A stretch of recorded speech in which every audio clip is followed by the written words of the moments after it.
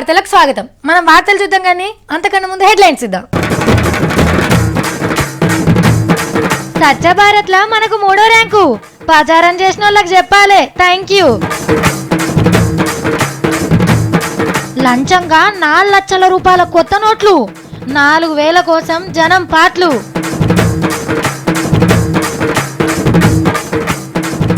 శ్రీశైల దేవస్థానంలో దొంగలు ఎత్తుకుపోయినరు నెత్తెంటికెలు.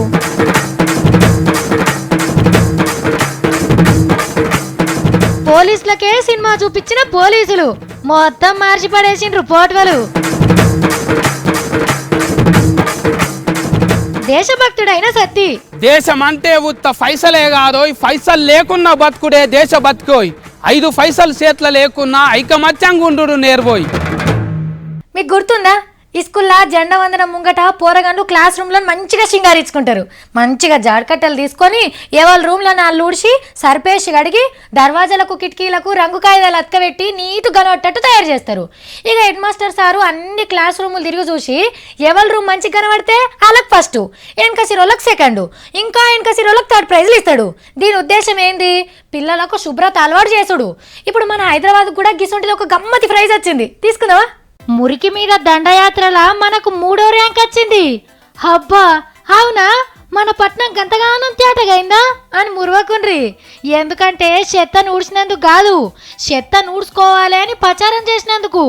సెంటర్ సర్కారోళ్ళు దేశంలో 500 పట్టణాలలో తిరుక్కుంటా చూసిండ్రట ఈ కార్యానికి ఎవరు ఎక్కువగా పబ్లిసిటీ చేసిండ్రని. ఇక అందులో మన భాగ్యనగరానికి 3వ ర్యాంకు భాగ్యం దక్కింది. ఇయ్యాల్సిందే మరి, పబ్లిసిటీ ఏమన్నా తక్కువ చేసిండ్రా మరి మన తానా? లీడర్లు పొరకలు పట్టి మురికిలకు దిగిరి.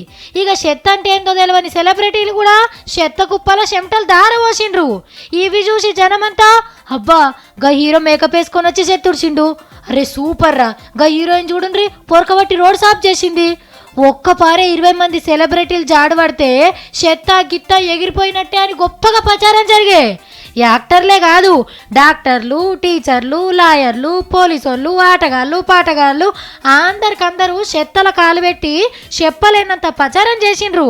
ఇవాళ పట్నంలో స్వచ్ఛ భారత్ కార్యం అంటే ఏందో తెలియనోళ్ళు లేరనుకో రాదుండ్రి. కానీ ఏ మాటకు ఆ మాటే చెప్పుకోవాలి. పబ్లిసిటీ పుల్లుగా వచ్చింది కానీ 7 చెత్త అనే ఉంది. మంచి కార్యం అని తెలిసిన వాళ్ళు కూడా మళ్ళా రోడ్ల మిన్నే చెత్తేసిపోతుండ్రు. అవగాహనను ఆచరణలోకి పెడితే ప్రచారమే కాకుండా మురికి లేని నగరాలలో కూడా మనం 3వ ర్యాంకు తెచ్చుకున్నాడు పెద్ద కష్టమేం కాదు. అబ్బబ్బబ్బబ్బా 10 రోజుల సంధి దినాన్ని చెప్తానే ఉన్నాం, జర్రంతన్న మారిందంటే ఏం లేదు.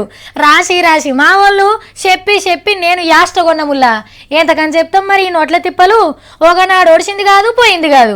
అసలు తెలుగు సీరియళ్ళనన్న బిరేకులు ఉంటాయి కానీ ఇంట్లో అవి కూడా ఉండయి.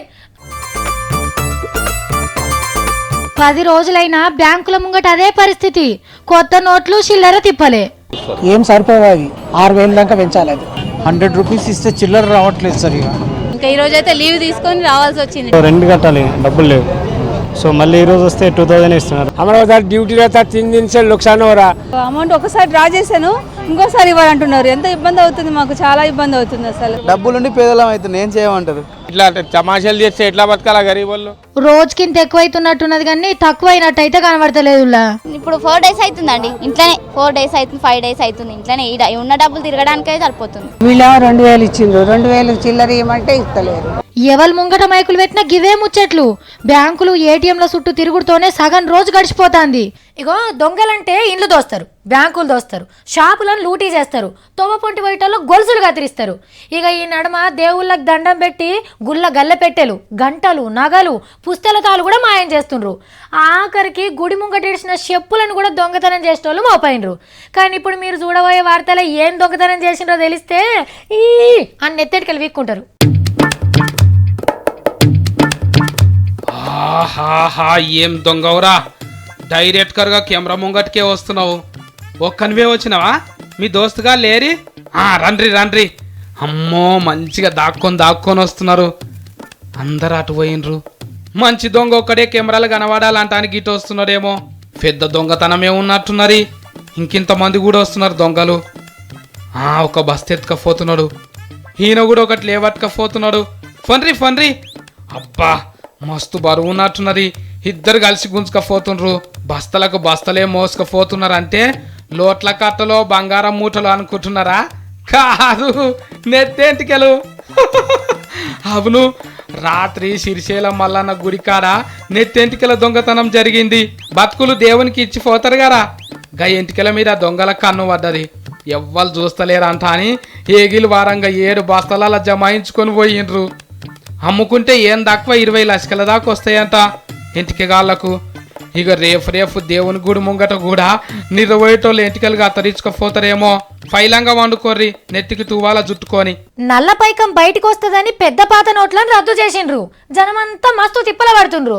అయినా సరే సెంట్రల్ సర్కార్ వాళ్ళు ఏమంటున్నారు, ఇది జనం మంచికే, కొన్ని రోజులైతే మళ్ళా ఎప్పట్లెక్క అవుతుంది, సర్కార్ చేతులకు బొచ్చడు పైకం వస్తుంది, దేశం మస్తు డెవలప్ అవుతుంది, ధరలన్నీ సగానికి సగం తగ్గిపోతాయని చెప్తుండ్రు. నిజంగా ఇట్లా జరిగితే మంచిదే. గప్పుడుగా వచ్చిన పైకంతోని మొదలు గిసొంటి బాగు చేయాలి సార్లు. పబ్లిక్ తిప్పలు చూస్తుంటే మస్తు గోస అనిపిస్తుంది. అర్రే ఏంది కావచ్చు మనిషిని గట్ల గుంజుకపోతున్నది. పాపం వెనక పెయ్యంతా గీర్కపోతుందని గింత కూడా సోయలేదా ఏంది ఈమెకు అని తిట్టుకోకుండ్రి. మొద్దు లెక్క గుంజుకొస్తున్నది ఈమె పెన్మిటినే. భర్తకేదో బీమారస్తే చూపిస్తందుకు సర్కార్ దవాఖానకు తీసుకొచ్చింది. డాక్టర్ ఏమో 2nd ఫ్లోర్ ఉంటాడట, ఆడికి ఒమ్మని చెప్పిండ్రట నర్సమ్మలు. దవాఖాన్లా పయ్యాల కుర్చీలు లేవట, పయ్యాల మంచాలే లేవట. 1-2 ఉంటే ఆల్రెడీ పేషెంట్లు ఉన్నారట వాటి మీద. నడుద్దామంటే తాకత్ లేక సొలిగి కింద పడుతుండట. మరి మళ్ళా డాక్టర్ వెళ్ళిపోతే ఎట్లా అనిగో ఇట్లా గచ్చు మిన్నే పెన్మిటిని మీదికి గుంజుకపోయింది. ఆడి మనిషి గంత తిప్పల పడుతున్నా అయ్యో అని ఒక్కళ్ళు కూడా ఆసరగాలే. నిలబడి సినిమాలు చూసినట్టే ఎట్లా చూస్తున్నారో చూడుండ్రి. మరి వాళ్ళు కూడా పానం బాగలేకనే దవాఖానకు వచ్చిన వాళ్ళు కదా. ఈ వీడియో తీసిన వాళ్ళన్నా జర్రంతా జాలి చూపెట్టాలి. ఆంధ్రాల అనంతపురం జిల్లా గుంతకల్లులో జరిగింది ఇది. సర్కార్ దవాఖాన్ల చక్కదనం గిట్లున్నది. మరి పావెట్టుకోదామంటే పైసలు ఉండయి. పేదోళ్ళకు రోగాలు వస్తే గాళ్ళ దీపం అన్నట్టే ఉన్నది. పాపం పల్లెటూరు నుంచి ఒక పెద్ద మనిషి పట్నం వచ్చిండు. ఇంత పెద్ద హైదరాబాద్లో ఎటువో వాళ్ళనో ఏ బస్ ఎక్కలనో తెలియదు. అంత ఆగమాగని జగన్నాథమే అనిపిస్తుంది. ఈ గిసుంటోళ్లకు పట్నంలో టాయిలెట్లు ఏడున్నాయనేది తెలుస్తుందా? తెలియక రోడ్ పక్క పొంటి పాస్ పోసిండు పెద్ద మనిషి. ఇంతల్నే హయత్ నగర్ కార్పొరేటర్ తిరుమల రెడ్డి సార్ ఉర్రికొచ్చి ఎంత గొప్ప పని చేసిండో చూడండి.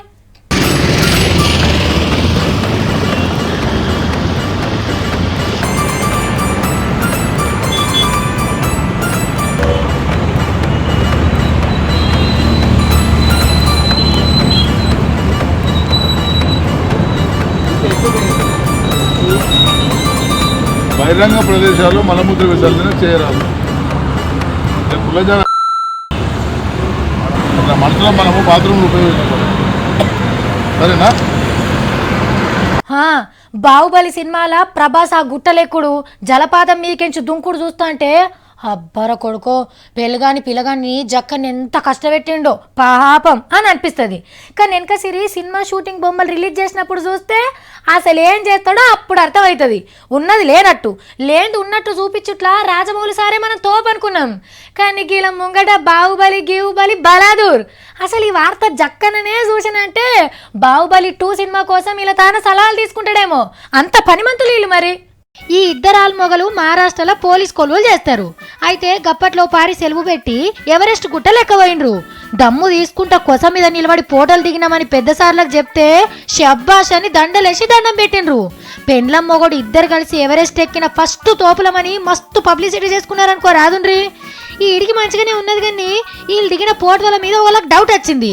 ఈ పోర్ట్వలు ఎన్నో చూసినామని ఎవరెస్ట్ గుట్టలెక్కిన వాళ్ళ పోర్ట్వలన్నీ ఎంకులాడితే అప్పుడు బయటపడ్డది మనోళ్ళ పనితనం. మొత్తం గ్రాఫిక్స్ జిమ్మిక్కనే తేలింది. వేరేటోళ్ళ మొండాలకు ఇలా తలకాయలు తగిలించుకున్నారు కంప్యూటర్ ముంగడ కూర్చొని.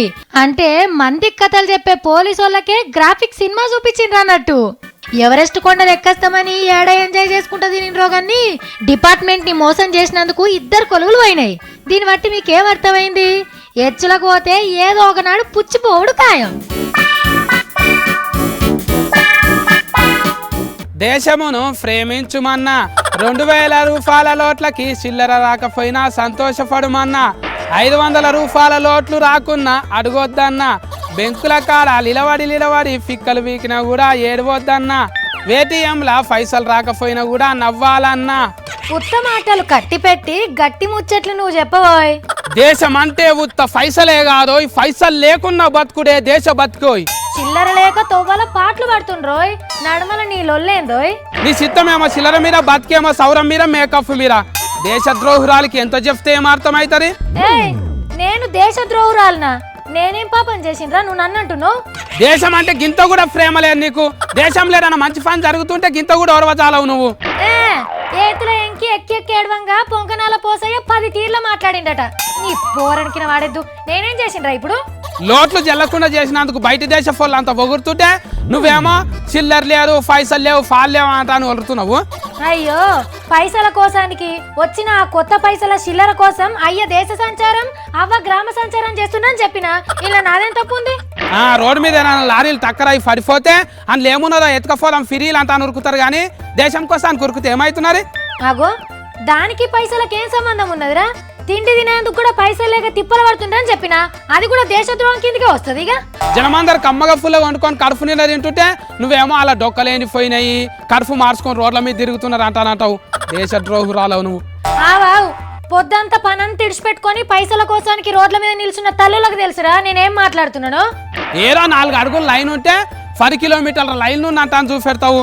ఒక తల్లి పిల్లని ఎత్తుకొని వస్తే 10 మంది పిల్లల్ని ఎత్తుకొని వచ్చింది అన్నట్టు చూపెడతావు. ఒకవేళ జనం కోసం మాట్లాడితే నేను దేశద్రోహురాలను అయితే ఆ ముద్ర కూడా వేసుకుంటా. నాకేం బాధలేదు. పాషాఢం ముఖం దాన ఊతగా ఎందుకు కూర్చున్నావు? మళ్ళా నేను దేశద్రోహురాలని అంటాను, బోర్డు రాసుకొని ముఖానికి కట్టుకో. సత్తి, జనం తిప్పల పడుతుండ్రు, వాళ్ళకి ఏదైనా సౌలభ్యం చేయమని నేను చెప్పిన. అది ఎప్పుడు తప్పైతే బోర్డు తగిలించుకుంటే ఇంకేమన్నా కూడా తగిలించుకుంటా. నాకేం అభ్యంతరం లేదు. అబ్బా, తిప్పలంటే ఏందో నువ్వు చెప్తేనే ఎరకైతాను మందందరికి. మోదుగు రంగు వేసినట్టున్నా నీ ముఖము. ఆగో, నేనేమన్నా అంబానీ, అదానీ, జిందాలాల్, టాటా బిర్లాల గురించి చెప్పినారా? మామూలు జనాలు రోడ్ల మీద ఎట్లా తిప్పల పడుతుర్రో చెప్పిన నేను. నీకు నెత్తిల జర్రంతనన్న దేశ బతుకుంటే గిట్లా చెప్పిస్తావా నాతోని? 2000 రూపాయల లోట్లకు చిల్లర దొరుకుతలేవు, పాత లోట్లు జల్తలేవు అంటాను నాతో చెప్పిస్తేవి.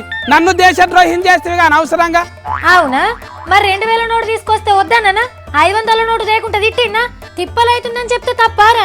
ఎవడైతే లోట్ల గురించి మాట్లాడలేడో ఆడే అసలు సిసలైన దేశ బతుకుడు.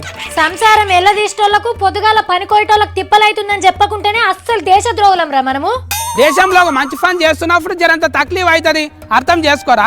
ఒరేయ్, దేశభక్తికి అసలు సిసలు బ్రాండ్ అంబాసిడర్ శివసేన ఉద్ధవ్ ఠాక్రే ఏమన్నాడో తెలుసా? ఇట్లా నోట్ల తిప్పలైతుందని మాట్లాడిన వాళ్ళందరినీ దేశద్రోహులంటే వాళ్ళ నాయన ఉండుంటే 4 ఏళ్ళు కోసేస్తోడు అని అన్నాడు తెలుసా? వాళ్ళేమో గానీ నువ్వు ఇంకొక ఫారి లోట్ల తిప్పలు ఉన్నాడంట అని చెప్పినవానుకో. అంటే ఇప్పుడు ఏటీఎంలో పైసలు లేకున్నా మస్తు పైసలు ఉన్నాయని చెప్తేనే దేశభక్తి అవుతుందా? ఇక అట్లా చెప్తే మనం వార్తలు చెప్పుడు ఎందుకురా? కొలువు బంద్ చేస్తే అయిపోతుంది కదా. అబ్బా, నీకు అంత నాదాని అనిపిస్తే మళ్ళీ కొలువు బంధు పెట్టు. దేశ బతుకున్నోళ్ళే వార్తలు చెప్పాలి. నీ ముచ్చటి ఇంటుంటే అయితే నాకు చెవులలో జివిలు తీసుకున్నట్టు అవుతున్నది. పైన నిర్ణయం తీసుకునేటోళ్లకు ఇలా తిప్పలు చెప్తేనే కదా వాళ్ళు పంచాయతీలు తష్వీ చేసేది. సాఫీస్ వచ్చి తీన్మార్ వార్తల్లో చెప్తేనే దేశం మొత్తం మారిపోతుంది. ఆర్బీఐ గవర్నర్ నీ మాటినే నిర్ణయం మార్చుకుంటాడు. నీకంటే పెద్ద పెద్దోళ్ళు ఆర్బీఐలో సూట్లు వేసుకొని ఉన్నారు, వాళ్ళకి తెలియరా? ఈమె ఇంటర్మీడియట్ ఫెయిల్ అయ్యి ఈమె చెప్పుడు నేను ఊరికి వార్తలు తెచ్చుడు. మంచిగా సరిపోయింది మన ఇద్దరికి. సరే, నేను ధమాక్ లేని దాన్ని. మరి ధమాకున్నోళ్ళు పెద్దగా చదివినోళ్ళే చెప్తే ఇవాళ జనాలు ఇట్లా రోడ్ల మీద కచ్చేటోళ్ళ? లోట్ల తిప్పల గురించి చెప్పినందుకు నీకైతే పెద్ద దేశద్రోహురాలు అంటాను సర్టిఫికెట్ ఇచ్చిన. నాతో మాట్లాడకు, దేశద్రోహివి నువ్వు. సత్తి, నువ్వేమన్నా అనుకోరా? ఈ నోట్ల గురించి మంచి చెడు చెప్పుడు, అట్లనే సర్కారు ఏం చేయాలో చెప్పుడు కూడా మన బాధ్యత. అయినా కానీ చెప్పు సత్తి, ఇట్లా మాట్లాడితే దేశద్రోహాన్ని నీకెవలరా చెప్పింది? ఫేస్బుక్లల్లా ట్విట్టర్లలో అంటున్నారు లోట్ల తిప్పల గురించి మాట్లాడేటోళ్ళంతా దేశద్రోహులు అంట అని. నీకేమో తెలిసిపాడు కాదు. అట్లెట్లుంటుంది సత్తి? బాధపడేటోళ్ళే చెప్తున్నాం, సమర్థించేటోళ్ళని చెప్తున్నాం. అందులోకించి ఒకటే తీసుకొని మీరు అందరు దేశద్రోహులు అంటే ఎట్లా? ఫేస్బుక్లలో ఫాస్ట్ నోరుతో ఏదంటే అదే రాస్తారు అనుకున్నా కానీ పెద్ద పెద్ద తెలివి మంతులే ఉన్నారు. వాళ్ళు చెప్పకుంటే నేను కూడా దేశద్రోహుని అవుతుంటే చూడు ఎంత పని అయిపోతుండే. నేను టాడా చెప్పేస్తున్నా మరి. టాడా.